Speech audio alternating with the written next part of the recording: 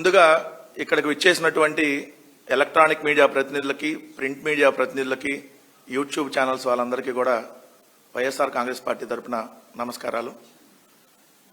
ఆంధ్రప్రదేశ్ రాష్ట్ర మాజీ ముఖ్యమంత్రి, ప్రతిపక్ష పార్టీ నాయకులుగా ఉన్నటువంటి వైఎస్ఆర్ కాంగ్రెస్ పార్టీ అధ్యక్షులు జగన్మోహన్ రెడ్డి గారు ఆంధ్రప్రదేశ్ రాష్ట్ర భవిష్యత్తుని దృష్టిలో పెట్టుకొని ఆంధ్రప్రదేశ్ రాష్ట్రం బాగుండాలనేటటువంటి మంచి ఆలోచనతో అతి తక్కువ ఖర్చుతో మచిలీపట్నం, విజయవాడ, గుంటూరు ఈ 3 ప్రాంతాలకు సంబంధించి మావిగన్ అనేటటువంటి పేరుతో ఏదైతే ఒక ప్రపోజల్ పెట్టారో దాని మీద ఈరోజు ఆంధ్రప్రదేశ్ రాష్ట్ర వ్యాప్తంగానే కాదు ప్రపంచవ్యాప్తంగా ఉన్నటువంటి తెలుగు వాళ్ళందరిలో కూడా డిస్కస్ జరుగుతూ ఉంది. నిజంగా జగన్మోహన్ రెడ్డి గారు పెట్టినటువంటి ప్రపోజల్ మంచిదే కదా. ఎందుకంటే మచిలీపట్నం ఆల్రెడీ కార్పొరేషన్గా ఉంది, మచిలీపట్నానికి సముద్రం ఉంది, జగన్మోహన్ రెడ్డి గారు తీసుకొచ్చినటువంటి పోర్ట్ ఉంది, అలానే జగన్మోహన్ రెడ్డి గారు తీసుకొచ్చినటువంటి ప్రభుత్వ మెడికల్ కాలేజీ ఉంది, అదేవిధంగా విజయవాడ కార్పొరేషన్గా ఉంది, విజయవాడలో ఒక 20 లక్షల జనాభా ఉంది, అదేవిధంగా విజయవాడలో ఆసియాలోకెల్లా అతి పెద్ద బస్ స్టేషన్ ఉంది, విజయవాడ రైల్వే జంక్షన్ ఉంది, ఎన్టీపీసీ థర్మల్ పవర్ ప్లాంట్ ఉంది, అలానే మంగళగిరి, తాడేపల్లిని కూడా జగన్మోహన్ రెడ్డి గారు కార్పొరేషన్గా చేసున్నారు. అదేవిధంగా మంగళగిరిలో ఎయిమ్స్ ఉంది, గుంటూరు వచ్చేటప్పటికి ఆసియాలో అతిపెద్ద మార్కెట్ యార్డ్ ఉంది, గుంటూరు కార్పొరేషన్గా ఉంది, గుంటూరు ప్రభుత్వ మెడికల్ కాలేజ్ ఉంది, అదేవిధంగా గుంటూరు రైల్వే జంక్షన్ ఉంది, నేషనల్ హైవే కనెక్టివిటీ ఉంది, అవతల గన్నవరంలో ఎయిర్పోర్ట్ ఉంది. మరి ఇవన్నీ ఉన్నటువంటి ప్రాంతాన్ని రాజధానిగా చేసుకుంటే తప్పేంటి? ఈ రాజధానిలో దానన్నింటినీ రాజధాని కారిడార్గా మనం పెట్టుకొని ఈ మావిగన్ అనేటటువంటి ప్రతిపాదనతో వెళ్తే ఒక 20,000 కోట్ల రూపాయల ఖర్చు, అది కూడా ఒకేసారి పెట్టవసరం లేదు, ఏదైతే లక్షల కోట్ల రూపాయలు అప్పులు చేసేటటువంటి పని ఉండదు కదా అని చెప్పి ఈరోజు మేధావులు, ఈరోజు చదువుకున్న వాళ్ళు అందరిలో కూడా జర్నలిస్టులు వీళ్ళందరిలో కూడా డిస్కషన్ నడుస్తుంది. కాబట్టి ఆ మావిగన్ అనేటటువంటి ప్రతిపాదనని జనాల్లోకి వెళ్ళనీయకూడదు. ఆ మావిగన్ అనేటటువంటి ప్రతిపాదన జనాల్లోకి వెళ్తే చంద్రబాబు నాయుడు గారి అవినీతి కోట కుప్పకూలిపోతుంది. చంద్రబాబు నాయుడు గారికి ఇప్పటికే విజయవాడ అంటే ఉమ్మడి కృష్ణా జిల్లా కావచ్చు, లేదా ఉమ్మడి గుంటూరు జిల్లాలో కావచ్చు, అదేంటి మన ప్రాంతాన్ని రాజధానిలోకి ఎందుకు కలపట్లేదు, ఈ కొత్త నగరాన్ని కడతానంటేంది, ఎవడన్నా బుద్ధి జ్ఞానం ఉన్నాడు ఉన్న నగరాలను వదులుకొని కొత్త నగరం కడతాడా, ఈ లక్షల కోట్ల రూపాయల అప్పులు ఏంది, ఈ దోపిడీ ఏంది, కిలోమీటర్ రోడ్డు వేయడానికి ఒక చోట ఏమో 60 కోట్లు, ఇంకో చోట 80 కోట్లు, ఇంకో చోట 100 కోట్లు, ఇంకా దారుణం 180 కోట్లు కూడా కిలోమీటర్ రోడ్డు ఏంటి, ఇలా దోపిడీ ఏంటి అనేది డిస్కషన్ నడుస్తుంది. కాబట్టి ఈ మావిగన్ అనేటటువంటి ప్రతిపాదన వెళ్ళకూడదు అనేటటువంటి ఆలోచనతో తనకున్నటువంటి గాలి మీడియాని, కొంతమంది గాలి యూట్యూబ్ ఛానల్స్ని వాళ్ళ మంది మాగ్బలాన్ని అడ్డం పెట్టుకొని కోట్లాది రూపాయలు ఖర్చు చేసి జగన్మోహన్ రెడ్డి గారి మీద ట్రోల్స్ స్టార్ట్ చేశారు. ఆ ట్రోల్స్ 2 రోజులకి అమరావతి బురదలో కొట్టుకొని పోయినాయి. ఎందుకంటే జనాల్లో డిస్కషన్ స్టార్ట్ అయింది కదా. వాళ్ళు చేసిన నెగిటివ్ ప్రాపగాండ వల్ల నిజంగా ఈరోజు ప్రజల్లో చర్చ జరుగుతుంది. మావిగన్ అనేది వాళ్ళే పెద్ద పెద్ద హెడ్డింగ్లు పెట్టి ఈ పేరు ఏంది, ఇది ఎటకారం అని ఒకడో, ఇంకోటి ఏంది ఈ పేరు వికారం అని ఇంకొకడో, ఈ విధంగా ఏదైతే వార్తలు రాసి వాళ్ళే ప్రజల్లోకి దాన్ని బలంగా తీసుకొని వెళ్ళారు. సో దీన్ని తిప్పికొట్టడానికి అంటే వాళ్ళు ఆల్రెడీ ఇక్కడ మైనస్ అయ్యారు కాబట్టి కొంతమంది పనికిమాలిన మంత్రుల్ని, కొంతమంది కరివేపాకు బ్యాచ్ని, కొంతమంది ఏదైతే ఆ ఐటీడీపీకి సంబంధించినటువంటి బ్యాచ్ని వీళ్ళందరినీ రంగంలోకి దించి జగన్మోహన్ రెడ్డి గారి కుటుంబ సభ్యుల్ని, ముఖ్యంగా మహిళల్ని ఏదైతే కించపరిచే విధంగా వాళ్ళ మీడియా రాస్తున్నటువంటి వార్తలు, ఈ సమాజానికి హానికరంగా తయారైనటువంటి 2 దినపత్రికలు, ఒకటి మీకు తెలుసు చచ్చిపోయిన రామోజీరావు కొడుకు ఇప్పుడు కిరణ్ నడుపుతున్నటువంటి ఈనాడు అలియాస్ రోతనాడు పత్రిక అది, ఇంకొకటి బూతు జ్యోతి, అతని పేరే బూతు కిట్టు, సో అతను నడుపుతున్నటువంటి ఆ బూతు జ్యోతి, ఇంకో ఛానల్ కూడా నడుపుతూ ఉంటాడు అతను ఏబిఎన్ అనేటటువంటిది, దాని పేరు ఏబిఎన్ అంటే ఆల్ బూతులు నెట్వర్క్, మొత్తం ఈ ప్రపంచంలో బూతులన్నీ కలిపి ఆ ఛానల్లో ప్రసారం చేస్తారు, అందుకని అది ఆల్ బూత్ నెట్వర్క్ అయింది ఏబిఎన్ అంటే. దాంట్లో మన రాధాకృష్ణ రాసినటువంటి చెత్త పలుకు, నిజంగా మనిషి పుట్టక పుట్టినాడు ఎవడైనా, మార్క్ మై వర్డ్స్ రాధాకృష్ణ, కడుపుకు అన్నం తినేవాడు ఎవడైనా, మనిషి పుట్టకలో పుట్టినాడు ఎవడైనా, భార్యల గురించి మహిళల గురించి ఇలాంటి నీచమైన రాతలు ఈ ప్రపంచంలో ఎవడన్నా మీడియా హౌస్ పెట్టి రాశాడా? అంటే నువ్వు మీడియా హౌస్ నడుపుతున్నావు నువ్వు అనుకోవట్లా. 3 చుక్కలు ఆ పేరేందో మీరే చూసుకోండి. డాష్ డాష్ డాష్ హౌస్ నువ్వు నడుపుతుంటేనే ఈ వార్తలు రాస్తావు. అదేంటో రాధాకృష్ణకు తెలుసు. సో మళ్ళీ ప్రత్యేకంగా ఆ మాట మా నోటి నుంచి వచ్చి అనవసరంగా మా నోర్లు ఖరాబ్ అవుతుంది దానికి. సో అలాంటి హౌస్ నడుపుతూ నువ్వు రాసినటువంటి రాతలు నిజంగా గొడ్డు జాతిలో పుట్టినాడు కూడా ఈ మాటలు మాట్లాడ్డు. నువ్వు మాట్లాడినటువంటి మాటలు మనిషి జాతిలో పుట్టినాడు ఎవడు మాట్లాడ్డు. నువ్వు గొడ్డు జాతిలో పుట్టావని అనుకోవడానికి వాళ్ళు కూడా మాట్లాడరు. అలాంటిది నువ్వు రాసి ఏదైతే భార్యల గురించి ఏదైతే ఆయన మాట్లాడినటువంటి మాటలు వైఎస్ఆర్ కాంగ్రెస్ పార్టీ గురించి మహిళల గురించి ఒకసారి వినిపిస్తానన్నా, మీరు కూడా ఖచ్చితంగా వినాలి. ఇది సమాజానికి కూడా తెలియాలి ఎలా దిగజారిపోయి వీళ్ళు చేస్తున్నారు అనే దానికి సంబంధించి ఒకసారి ప్లే చేస్తా. రేపు జగన్మోహన్ రెడ్డి మీ భార్యలు కారు అని చెప్తే గుడ్డిగా నమ్మేసి కట్టుకున్న దాన్ని చెల్లిగా భావించి పెళ్లి సంబంధాలు చూడడానికి కూడా వెరవని వెన్నెముకలేని బ్యాచ్ వైసీపీలో తయారైంది. మెడకాయ మీద తలకాయ, ఆ తలకాయలో ఇంత గుచ్చున్న ఎవరైనా మావిగనని జగన్మోహన్ రెడ్డి వెంట వెలువడిన వికారాన్ని ఏవగించుకుంటారు. విన్నారు కదన్నా. అంటే జగన్మోహన్ రెడ్డి గారు చెప్తే భార్యలని చెల్లెలు అనేసి సంబంధాలు చూస్తారంట. ఎవడరా అసలు నువ్వు మాట్లాడటానికి? నువ్వేంది, నీ బతికేంది? నువ్వు బతికొండగానే అంటే మీ భార్య బతికొండగానే, మీ భార్య కనకదుర్గమ్మ బతికొండగానే ఇంకో మహిళతో, ఆ మహిళా డాక్టర్తో, పేర్లు మేము చెప్పదలుచుకోలేదు. మాకు సమాజంలో ఏదైతే వైఎస్ఆర్ కాంగ్రెస్ పార్టీ అంటే గౌరవం ఉంది, మా మహిళలను గౌరవిస్తాం కాబట్టి ఆ మహిళ పేరు మేము ఈరోజు బయటకు తీసుకురావట్లా.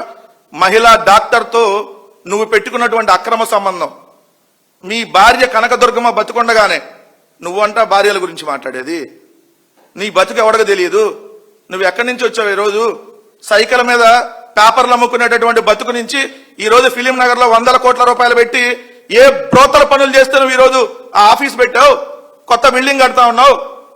నీ భార్య బతుకుండగానే మహిళా డాక్టర్తో అక్రమ సంబంధం పెట్టుకొని పెళ్లి కాని పెళ్లి, నువ్వు మరి పెళ్లి చేసుకున్నావో పెళ్లి కాని పెళ్లితో ఉంటున్నావో దానికి సంబంధించి మీ ఇంట్లో గొడవలు జరిగినటువంటి అంశం, నీ దగ్గర పనిచేసేటటువంటి ఒక మహిళా పిఏతో నువ్వు జరిపినటువంటి అక్రమ సంబంధం, దాని మీద DNA టెస్ట్ చేయించాలని చెప్పి అప్పుడు రాజకీయంగా కొంతమంది మాట్లాడిని అవన్నీ మేము కూడా రోజు ప్రసారం చేస్తే ఈ తలకాయ తీసుకెళ్లి ఆడబెట్టుకుంటావు.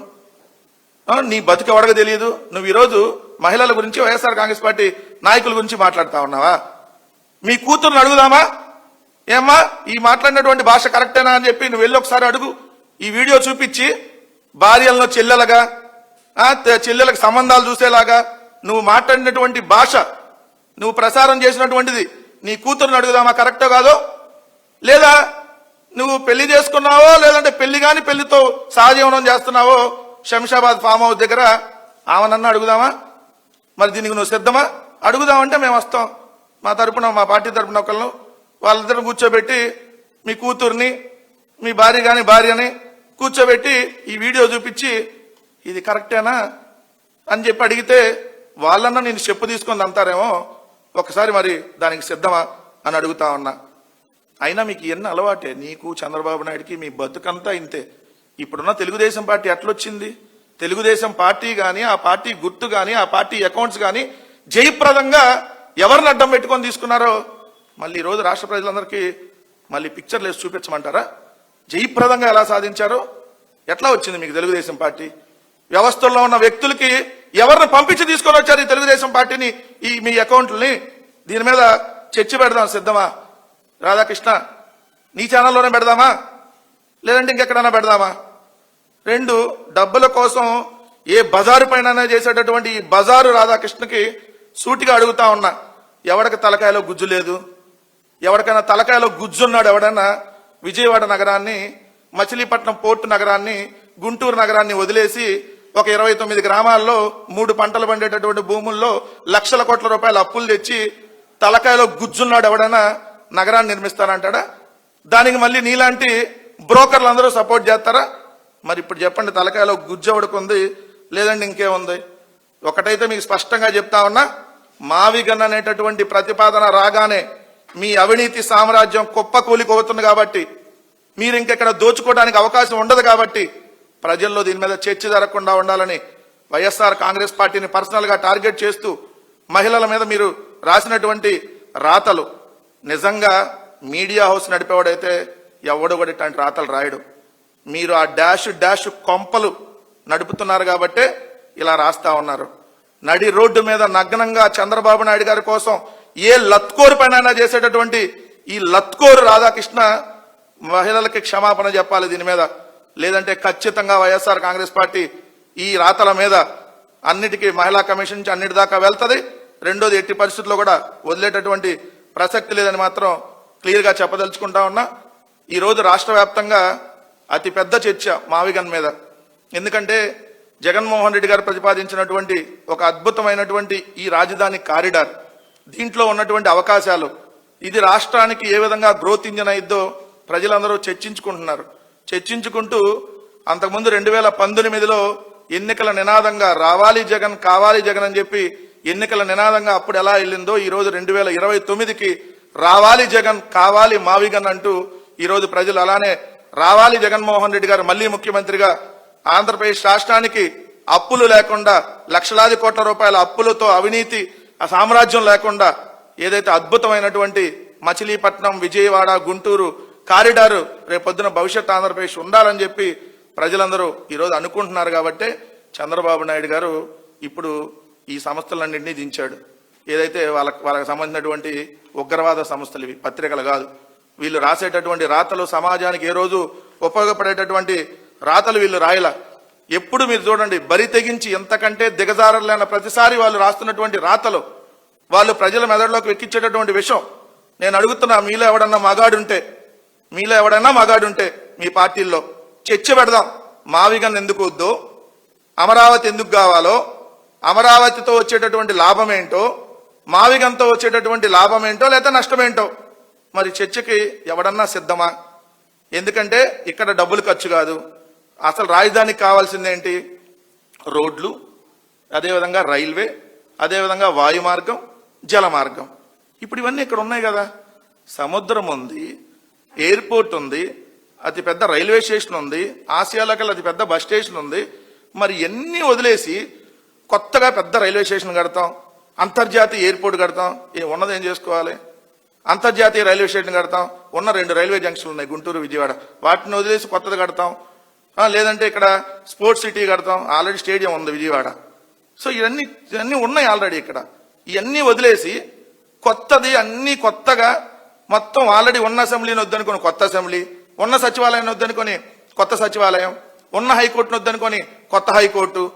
ఇవన్నీ తలకాయలో గుజ్జున్నాడో లేదంటే మనిషిగా బుద్ధిగా ఆలోచించేవాడో ఎవడో చేయడు చంద్రబాబు నాయుడు గారు, మీరు చేస్తా ఉన్నారు. సో అందుకని ఈ చర్చ జరగనీయకుండా వీళ్ళు చేస్తున్నటువంటి రాజకీయ కుట్రలో భాగమే ఈ దిగజారుడి వ్యాఖ్యలు. ఖచ్చితంగా ఈ దిగజారుడి వ్యాఖ్యలు మహిళల గౌరవాన్ని, ఈరోజు వైఎస్ఆర్ కాంగ్రెస్ పార్టీనే కాదు, మహిళల గౌరవాన్ని, మహిళల ఆత్మగౌరవాన్ని కూడా పూర్తిగా దెబ్బతీయటమే.